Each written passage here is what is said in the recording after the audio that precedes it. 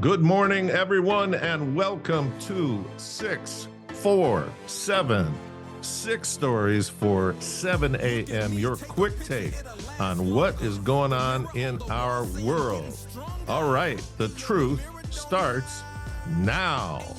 Well, listen, I'm a commuter like many of you, and on Fridays, I have to drive an hour and 15 minutes to get to a meeting in Florida, and I have to take I-75. I have to get on there by 6:15 a.m., okay? And what it looks like is a bunch of roller derby contestants on meth, and each of them weighs 2,000 pounds. So who's on the highway? And by the way, the speed limit is 70 down here. That means everybody's going between 75 and 85. And the majority of them look like contractors to me. Lots of pickup trucks, big jacked up ones with large tires, pulling trailers, all kinds of stuff. And as I look at them, I see maniacs. All right. In one hand, they've got a cigarette and a cup of coffee. In the other hand, they've got a cell phone and they're driving 85 miles an hour and changing lanes all the time, trying to get 20 feet closer to the job site that they're headed to. So there is relief for this insanity. And guess what it's called? The air car. The air car, it hits the market in the first quarter of 2026. We are talking the full-on Jetsons for real this time. The company is Kline Vision, and they have been on this since 1989. And the prototype has been making intercity flights since 2021. So since 2021, it's made 170 flight hours and 500 takeoffs and landings. The air car will have Garmin avionics, a flight range of 620 miles, and a ground driving range of 500 miles. The first markets are going to be in Asia and North America. The price is going to be between $800,000 and $1 million for one air car. And what could go wrong? All right, that's our opener. Second one. Our second story is about a teenager named Zach from Roslyn, Long Island. So Zach Yaga is 18 years old. He's finishing up high school, and I'll give you a clue. He was coding when he was 7 years old. So Zach, in the last 3 years of high school, created his own health app. And it's actually an AI calorie counting app where you just take a picture of anything you eat during the day and it calculates how many calories. So Zach put this app out on the market, and to date, he's made over $30 million. Now, that's enough of a story, right? But that's not the meat of the story. The meat of the story is that Zach applied to 18 different universities and was rejected by 15 of the 18. So the list of these colleges includes 8 Ivy League schools: MIT, Stanford, Duke, USC, NYU, Vanderbilt, Washington University, and the University of Virginia, Harvard, Yale, Columbia, UPenn, and Brown. Zach had a 4.0, and he got a 34 on the ACT. He's going to the University of Miami. So what was the problem for all these other schools? I think it was a pigment issue. And all he needed to do, if he would have asked me, was to add in his cover letter that he was trans and vegan. But you know what? You can't put an old head on young shoulders. All right, Zach, go forth and prosper. Now, we got a new pope, Chicago Leo the 14th. He has spent years amplifying criticism of Trump and especially Trump's immigration hardline. Leo's a globalist and he promotes weaponized immigration. His final post before being voted pope was a critique of Trump's partnership with Salvador's President Bukele. Let's not mince words. Leo is now the broke, woke pope, and a backroom deal was cut, and Dems and rhinos and their donors and pedos for China and everybody else are going to find ways to send billions of taxpayer money, taxpayer dollars to the Vatican in exchange for Leo trashing Trump and convincing Catholics to be anti-Trump. Okay? Lots of virtue signaling going on here, including Leo being named Leo after Pope Leo the 13th, who was known as the Pope of the Workers. And more of the setup revealed.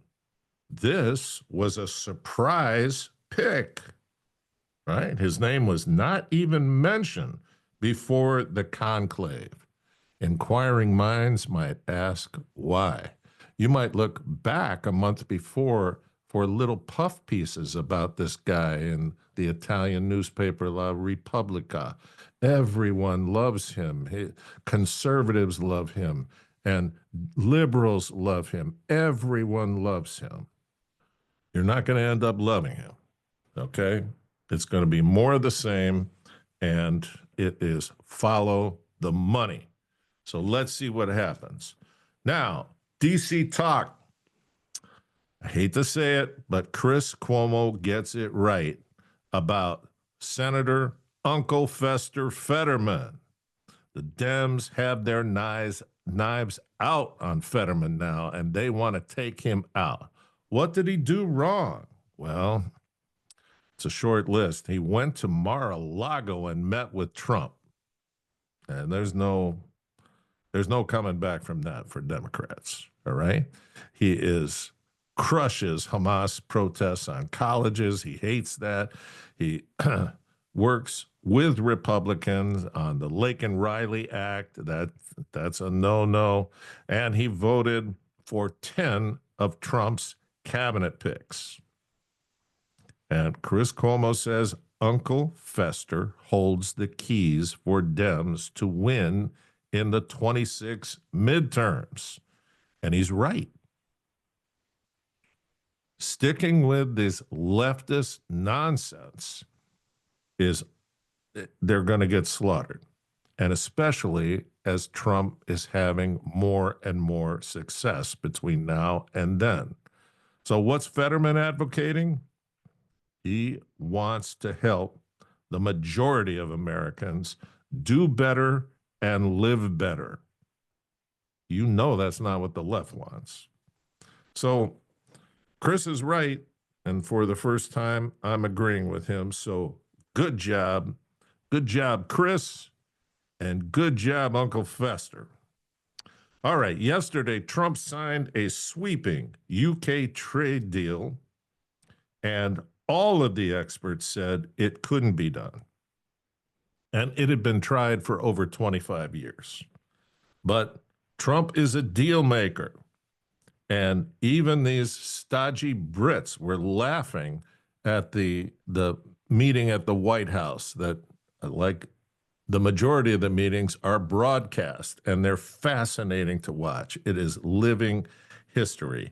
And it is, by all accounts, a big win-win for both countries and a giant sad face for the Dems and the fake news media. All right. That festering rhino, Tom Tillis, was able to take out and KO Trump's pick for U.S. Attorney for D.C., Ed Martin. Why? Because rhinos and Dems are afraid.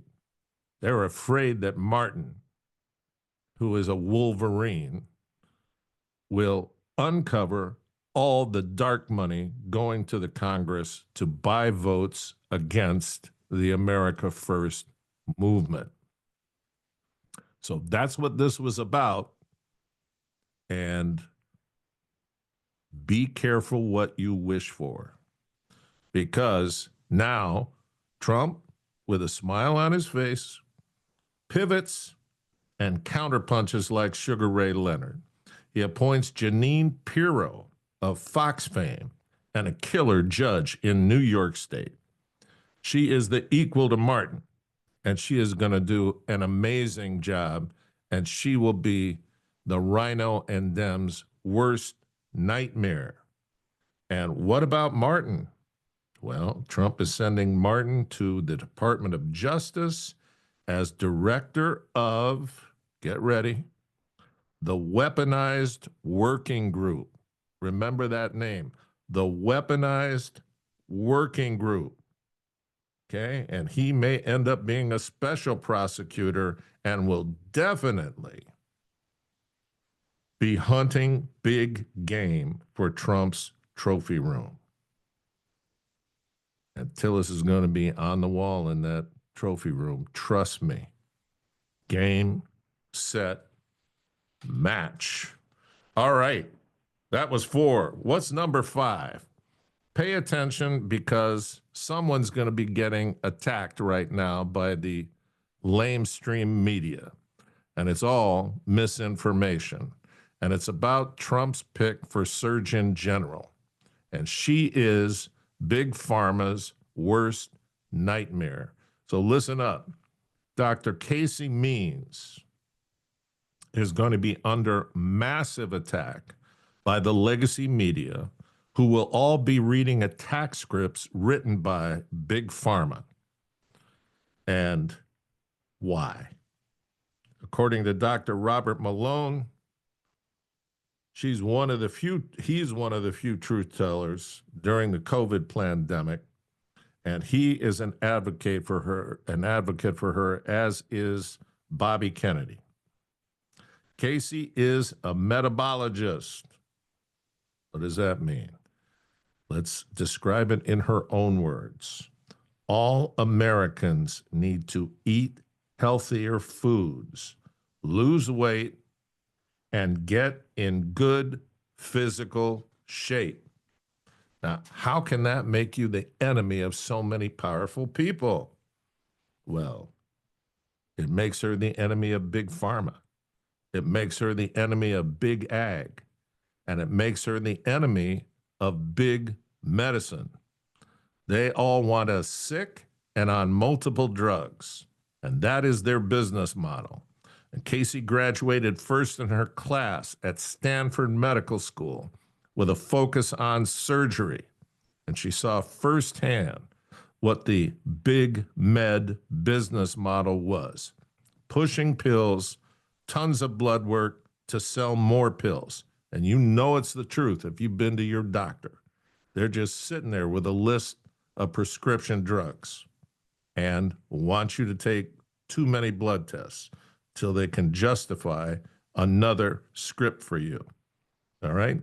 So all I can say is the best way for you to know who Casey Means is to watch the interview with Casey and her brother on Tucker Carlson. I'm sure it's on YouTube now because it was months ago.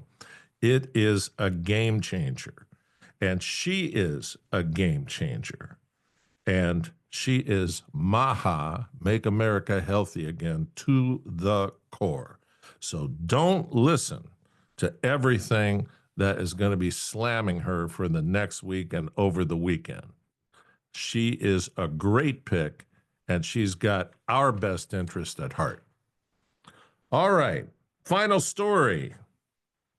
There's a court case going on in New York City over a company called One Taste. One Taste, its employees are suing the company for enslavement, manipulation, all kinds of things. And One Taste is a female orgasm cult. And the New York Times describes it as a scientifically driven practice. And here's their whole practice: a ritual involving women lying down without any pants or undergarments as someone rubs their genitals for 15 minutes, according to the indictment. I'm not making it up. And this wasn't a little company, okay? One Taste operated their centers in cities including New York City, figures, San Francisco, Denver, Las Vegas, Boulder, Los Angeles, Austin, and London. All blue cities, all full of unhappy people with blue hair. Who's going to rub their genitals? Well, paid professionals. Why not franchise that idea? Well, that's what they did, but now their employees are suing them. And this will be interesting to watch, but I actually have a positive application for this. I think that USAID could create a One Taste agency for congressional rhinos who all have vaginas. And if it's possible for One Taste to enslave them with these 15-minute treatments, then we might finally get them to vote for Donald Trump's agenda and vote for America's interest instead of their own self-interest. It's just a thought, and please like us, share us, have a great day at work, a wonderful weekend, and God bless you.